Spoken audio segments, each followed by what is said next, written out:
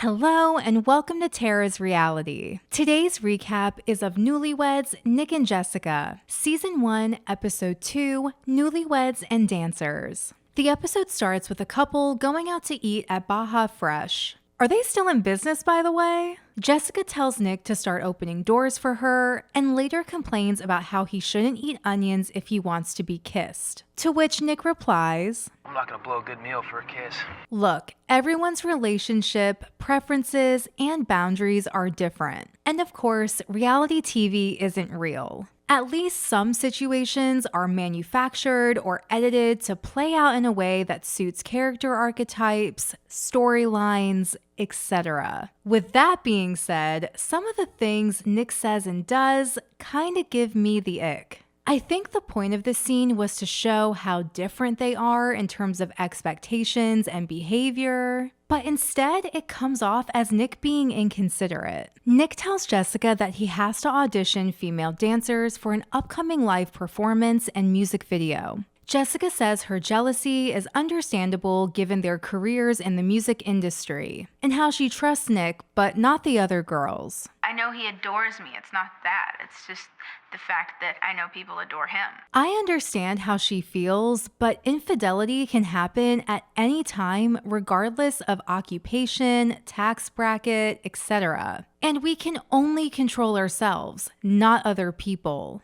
And lastly, this opportunity is probably just a job to these women. We also find out at the end of the episode that Nick doesn't consider himself to be a jealous person, but says he struggled with it more when he was younger. The dancer conversation continues with Nick's mom and her fiance. Jessica's upset about the risque wardrobe, but then compares it to a burlesque show. Nick defends his song, which he says is called When We Take Our Clothes Off, except it's not. Maybe that was the working title, but it's actually called Shut Up, by explaining It's about, making up after a fight and the best possible way to make up after a fight. and that the dancers taking off their clothes to reveal lingerie underneath was a creative choice that fits the concept. Look, I get it. Sex sells. As a freelance model and content creator who is also in a relationship, I think it's really important to set boundaries and maintain open, safe communication about what's okay and what isn't with your partner. And I'm talking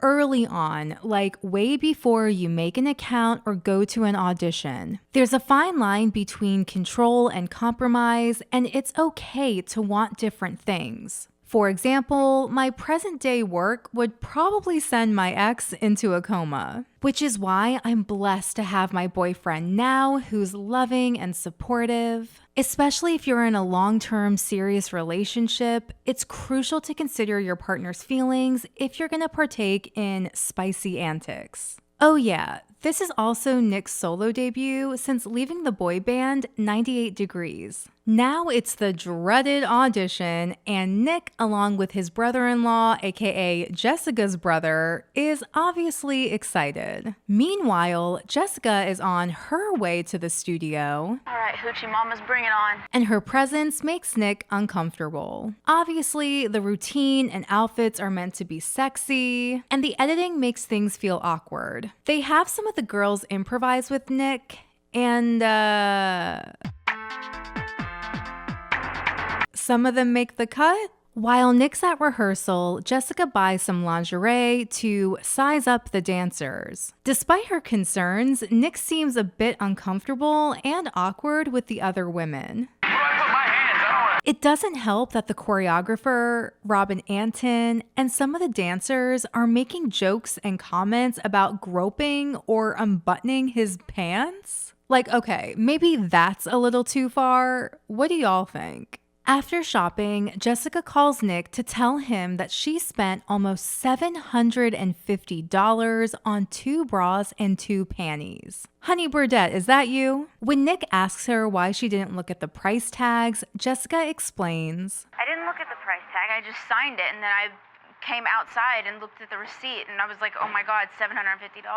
and that she can't return them due to the store's policy on lingerie and swimsuits. This is definitely another one of those dumb blonde moments that's also out of touch and unrelatable, depending on who you are. That's still a lot of money to me personally, and whether Jessica truly didn't know or not, this situation makes her seem careless and financially irresponsible. Now we're at another rehearsal, and Jessica gets to see the choreography for the first time outside of the audition, and suffice to say, she's stressed.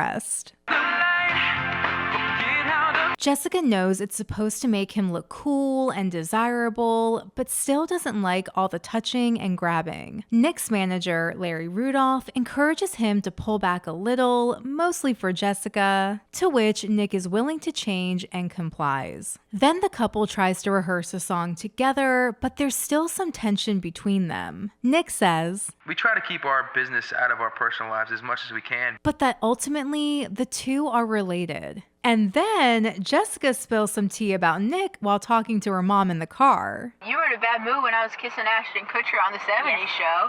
Like, damn. In case you've been wondering what all of this was even for, they're performing for the troops at the USO show in Hollywood. This is also the first time in 2 years that the couple is performing together. They get to a hotel with Jessica's parents, and they're still fighting. Lots of uncomfortable, passive-aggressive, snide comments, which seems to be a thing for them, especially coming from Nick. You haven't seemed half interested in half the things I've said today, so.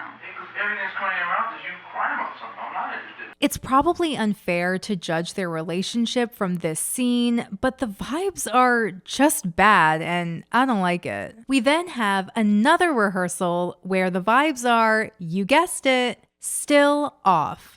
Along with more Nick wants to watch sports, but Jessica doesn't, featuring some weird energy from her mom, since apparently she's taken Nick's side in their conflict and thinks that Jessica should just get over her feelings. Nick is changing with the dancers in the other room, and Jessica wishes she had a gun. Baby, the only time I would ever shoot you is if you cheated on me and I'd shoot your off. After some vocal warm-ups, it's finally showtime. I don't think I've ever listened to Nick Lachey's music, but I'm not gonna lie, this song has been stuck in my head for weeks, and his live vocals are on point. Shut up, don't say anything at all. For Jessica's performance, she brings up a male audience member to sing to as a way to even out the playing field, if you will. She says he's a hot guy, but we can't really see his face. Plus, beauty is subjective, so I'll just take her word for it. In contrast to Nick, I grew up listening to Jessica Simpson. She's also a great vocalist. Jessica's performance of I Wanna Love You Forever isn't bad, but her movements feel a bit awkward. Maybe because this was a last-minute decision. Then the couple sings Where You Are, another song I've never heard before until now. And is it just me, or does it sound an awful lot like Toni Braxton's Unbreak My Heart? Their stage presence together could use some work, but they sound good. They finally make up, and the episode ends with Jessica asking Nick if he thinks that she's Sexy as the Pussycat Dolls?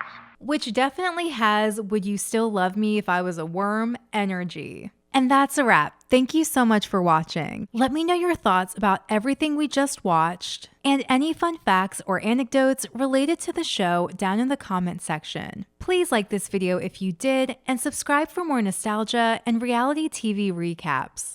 Bye.